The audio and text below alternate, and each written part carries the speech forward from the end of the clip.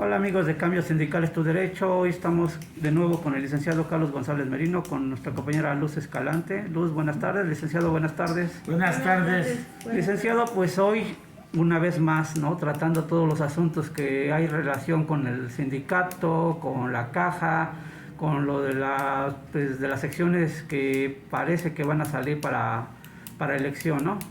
¿Qué nos puede decir, Lick? Buenos días. Buenos días. Pues hay mucho material de donde está discerniendo algunas ideas. La situación estriba en que, bueno, estamos hablando de que el Ejecutivo Federal, conjuntamente con Cámara de Senadores y diputados, tenían que ver con lo del Tratado 98 de la OIT, y bueno, también el 87, que tiene mucho de lo del 98, que uno es de 1941 y el otro es de 1947, y que hasta apenas a estas alturas México lo ratifica, cuando menos el 98. El 87 se ratificó en los 50 y tantos, pero nunca le dieron aplicabilidad. Y creo que va por el mismo camino, el del 98. Sí. Y son normas que tienen un valor jurídico y jerárquico en relación a la Constitución.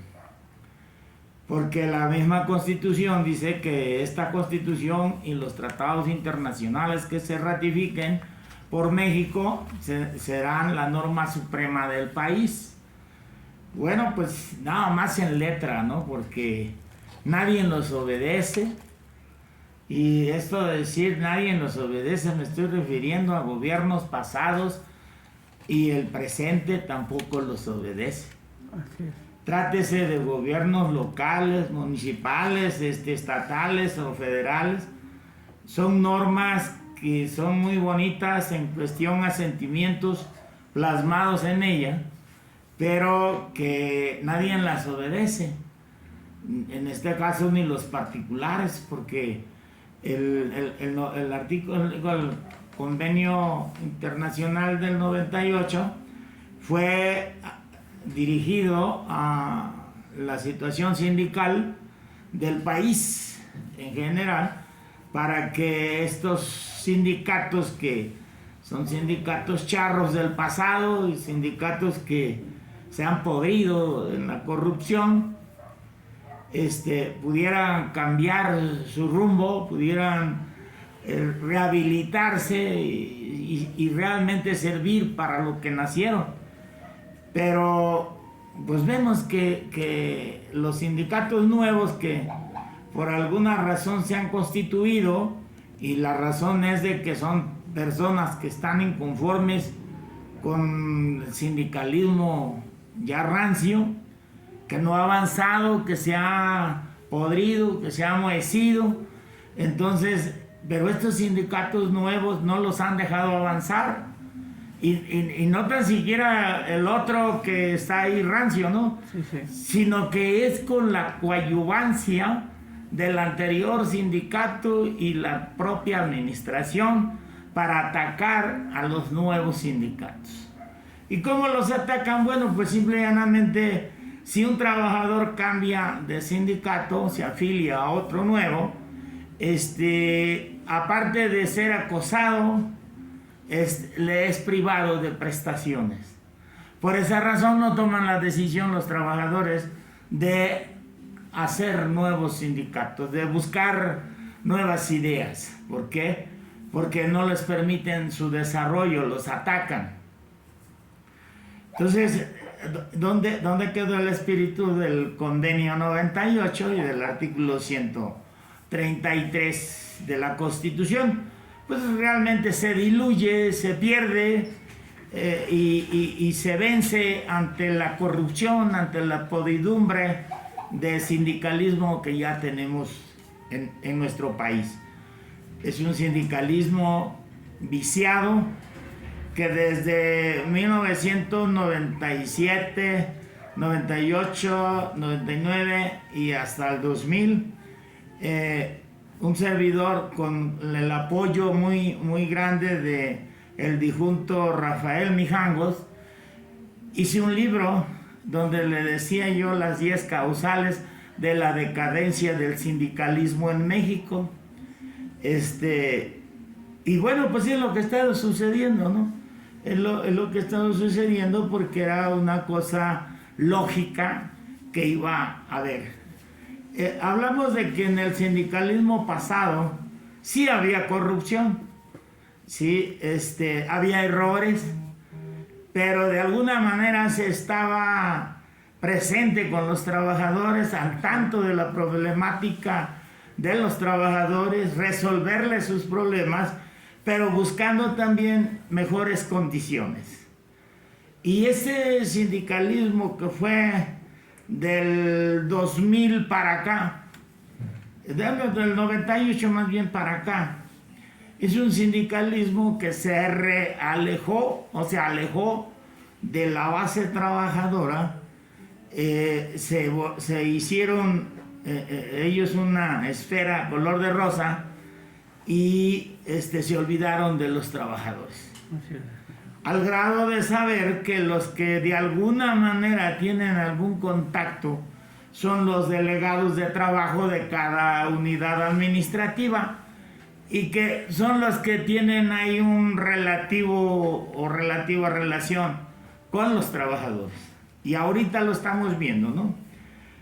Las manifestaciones que ha habido en forma constante y permanente de los trabajadores, de los grupos que han nacido ante también la falta de atención de la parte patronal a su problemática de los trabajadores, pues se ha dado margen a que se levanten varios grupos de diferentes centros de trabajo a manifestarse y a reclamar determinadas prestaciones. Y bueno, eso quiere decir que un sindicato no cumple con su objetivo. El sindicato no busca mejorar, ni arreglar, ni solventar la problemática de los trabajadores. Lo que busca es el mismo comercio de las prestaciones y la situación política para ellos, para ese grupo enquistado desde el 2000 ahí en el sindicato del gobierno de la ciudad y que también es un reflejo en todos los demás sindicatos. Así es. Sí, y un ejemplo, licenciado, y un ejemplo muy palpable, ¿no? El día de hoy en la caja. Hoy estuvimos ahí, pues nos dimos cuenta, ¿no? De la situación, ¿no? De que la misma base trabajadora ya no permite que los delegados de trabajo, representación sindical, esté supuestamente luchando por sus beneficios, ¿no? La misma base trabajadora se fue a formar desde temprana hora a solicitarlo personalmente sin intervención del sindicato. Desgraciadamente, pues por ahí sabemos que todavía hay situaciones mañosas, ¿no? De parte de ellos. Sí, bueno, a mí me han estado hablando trabajadores que pues les prestan, lo más que les prestan son 9,000 pesos y les piden 700, 800 pesos para darles un préstamo. Sí. Pero aquí debemos de entender que también puede ser que está la administración de la caja, también esté inmersa en ese acto de corrupción, porque es un derecho del trabajador, es un préstamo que está pidiendo el personal, no tiene por qué haber interferencia de terceras personas, porque al final de cuentas el de la necesidad es el trabajador y el que la va a pagar es el trabajador. Claro. ¿Sí? Entonces, ¿qué tiene que ver ahí un supuesto representante sindical o delegado? Y digo supuesto porque una vez que esto se pone podrido con las acciones de corrupción, de que si me das dinero, sí tienes el préstamo, y si no me das dinero, pues no sé cuándo lo vayas a tener. Y son cosas que la administración no está viendo, no está monitoreando. Y también es inhumano que tengan ahí a 200 trabajadores y que en su mayoría son personas de la tercera edad o más, y que estén parados ahí y que no tengan un lugar a donde hacer sus necesidades. La mayoría son diabéticos que necesitan estar en forma constante haciendo sus necesidades. La mayoría de ellos tienen problemas de circulación, tienen problemas de las rodillas, de las piernas. ¿Por qué? Por la edad. Ya están desgastados, no pueden estar tanto tiempo ahí parados. Si los tienen ahí parados 3, 4 horas o más, no les dan un lugar donde puedan estar cómodos, no se les da la atención de una manera rápida, pronta, ¿sí? Para que puedan ellos hacer un corto tiempo ahí, ¿sí?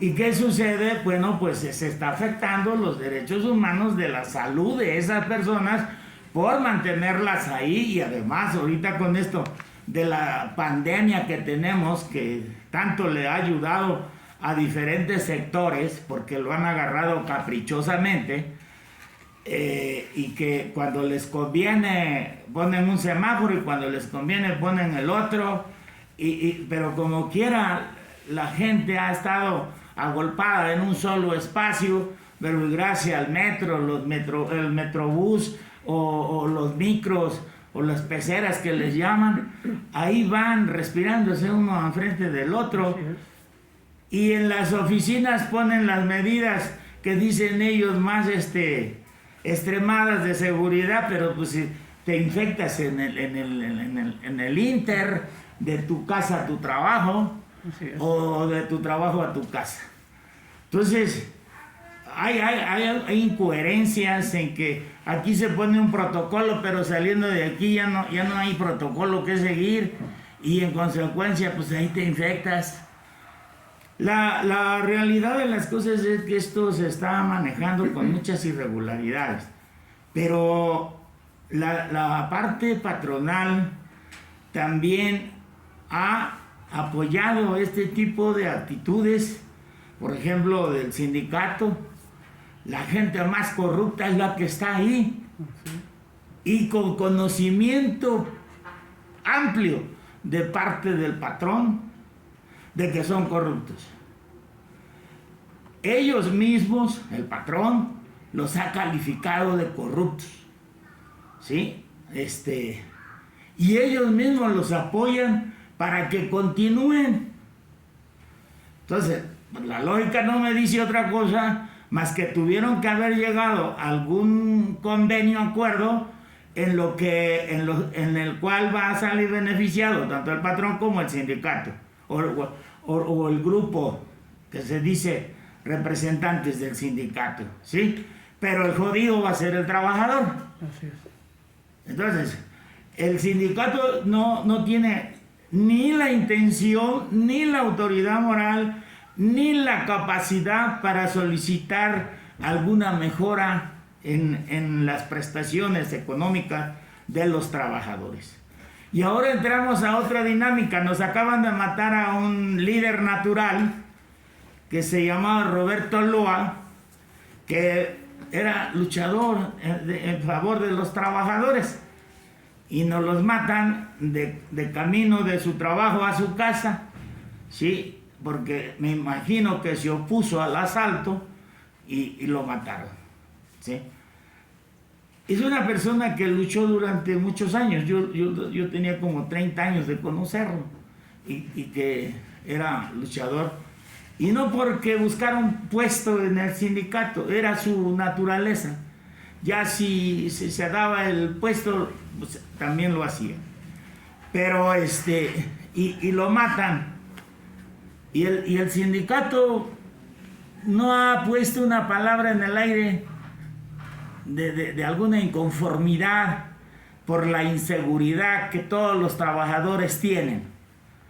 Esto es día a día, que los asaltan a los trabajadores, que los 2, 3 pesos que se ganan como salario y sus teléfonos se los quitan en las dichosas combis o en los microbuses, ¿sí? Es donde se dan los asaltos. Y bueno, esa gente que asalta son gente conocida de las propias autoridades. ¿Sí? Yo cuando estaba ahí en Colombia 24, me percaté de que los mismos agentes judiciales y las patrullas llegaban a determinada hora en esa esquina que hace Colombia y ahí iban por lo suyo y les decían a los rateros: tú te robaste esto, y la cantidad y la calidad de las cosas que se había robado. Por lo tanto, te tienes que poner en medio. Esas son las cotas. Y hemos visto infinidad de videos en las redes sociales de cómo para llenar estadísticas andan imputándole delitos a los ciudadanos. ¿Y a quiénes se los imputan? Bueno, pues a la gente que tiene menor, que diríamos, nivel de escolaridad. Personas que no se saben defender. Personas que no tienen los medios para defenderse. Eso lo dijeron los propios policías, ¿eh? Sí. Que ellos tenían que llenar una estadística y que les ordenaban las autoridades hacer eso, para que pudieran salir en las estadísticas que estaban atacando la inseguridad en la ciudad. Entonces, a eso se exponen también los trabajadores cada vez que se trasladan a su centro de trabajo o de su trabajo a su domicilio. Están expuestos. Los asaltan en los cajeros. Los asaltan saliendo de sus centros de trabajo y pierden todo lo de su quincena, que es una bicoca si quieres, pero no deja de servirles para comer. Sí. Y subsanar las necesidades más básicas. No hay seguridad, porque un trabajador no trae 20 guaruras, un trabajador no trae gente especializada en francotiradores, en sicarios, ¿no? Un trabajador pues anda él y su alma y no goza de ninguna seguridad. Y si por acaso se le ocurriera traer un arma para su autodefensa, a ese sí lo agarran y lo refunden en la cárcel por andar portando armas. Y a los rateros que saben que las portan, no les hacen nada, los cuidan. ¿Sí? A mí me tocó una ocasión ver aquí en el Mosqueta, pasando ahí la Lagunilla, cómo estaban asaltando a los vehículos que transitaban, y los policías estaban volteando para otro lugar, pero el semáforo también tarda más de lo que normalmente tarda un semáforo. Dándole la oportunidad del asalto. O sea, se vincula todo eso, y eso quiere decir que hay un compromiso de autoridades con los rateros. Hay una vinculación. Entonces, y tú ves toda la zona esa que es una zona negra, ¿sí? Y nunca se atacan a los comerciantes. Van y les quitan la supuesta fayuca o clonación de los productos y todo eso. A esos van y los joden. Pero eso que les quitan se los quedan ellos. O sea, pasan nada más de una mano a otra. Pero alguien hizo una inversión y el otro no hizo ninguna inversión y se lo roban. Así. Y como no tienen facturas para reclamarlo, pues se lo quedan.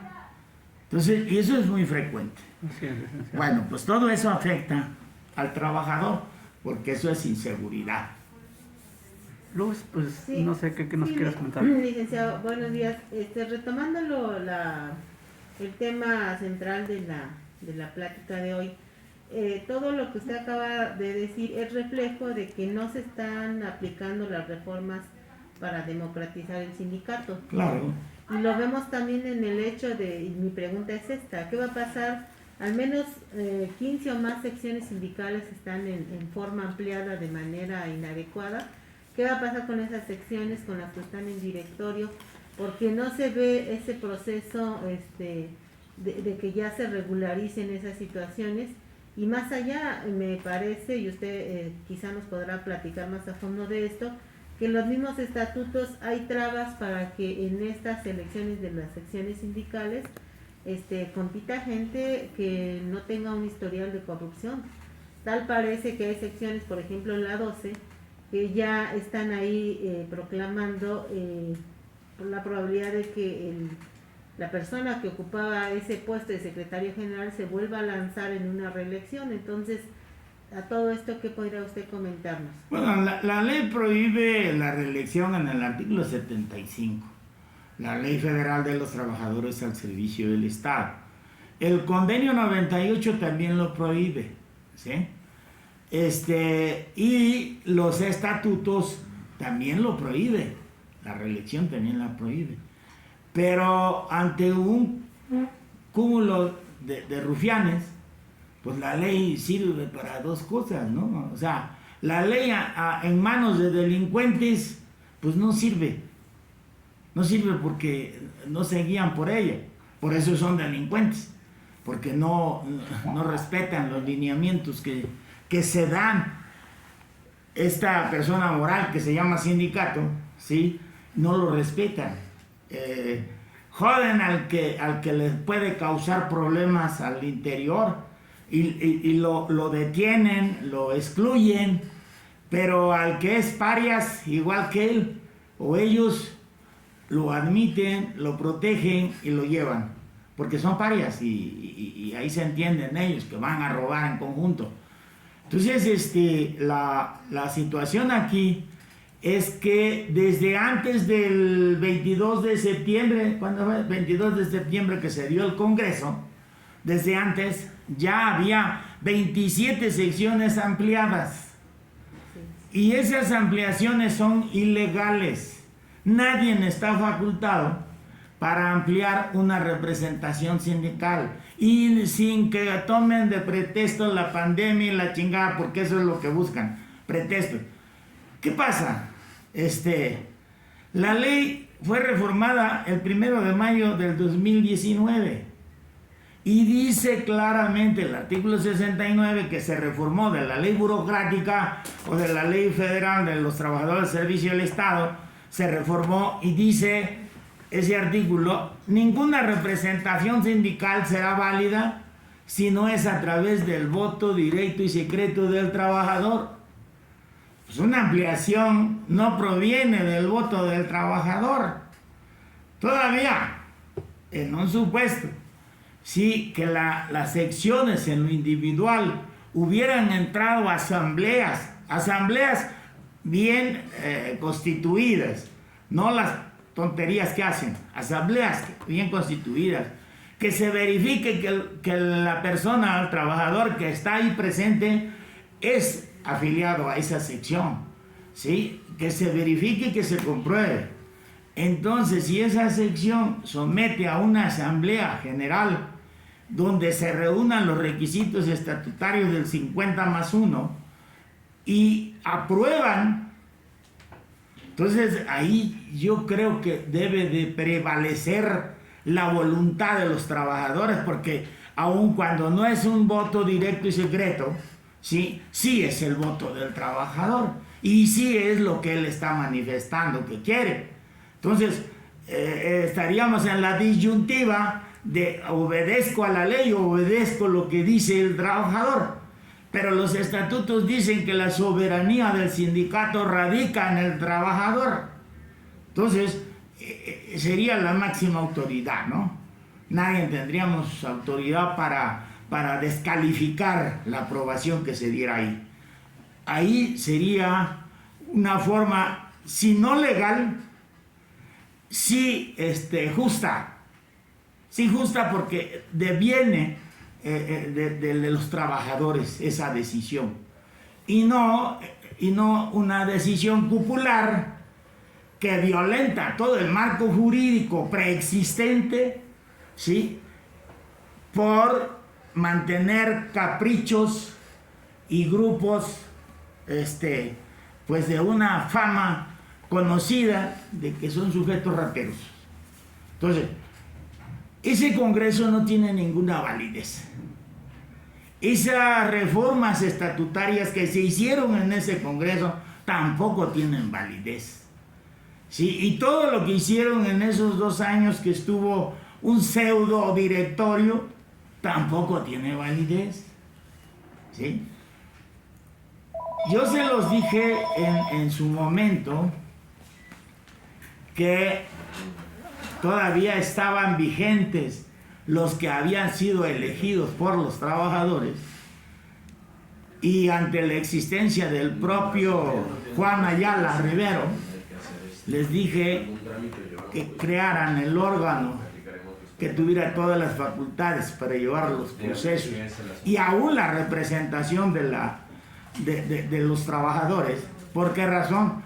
Porque se veía venir que por el capricho, la ambición, ¿sí? Y la avaricia que los caracteriza, iban a llevar al sindicato a este extremo. Entonces, creando ese organismo, quedaría protegido los trabajadores en el sentido de la representación. Pero vimos que por no permitirle a otras personas extrañas a su grupúsculo de rateros, hicieron reformas, las cuales aplicaron retroactivamente, que lo prohíbe el artículo 14 constitucional, las aplican en forma retroactiva para desechar la posibilidad de que otras personas con mayor capacidad que ellos pudieran participar como candidatos, y que los trabajadores tuvieran de dónde elegir a la persona que ellos consideraran que era más responsable o que era mejor para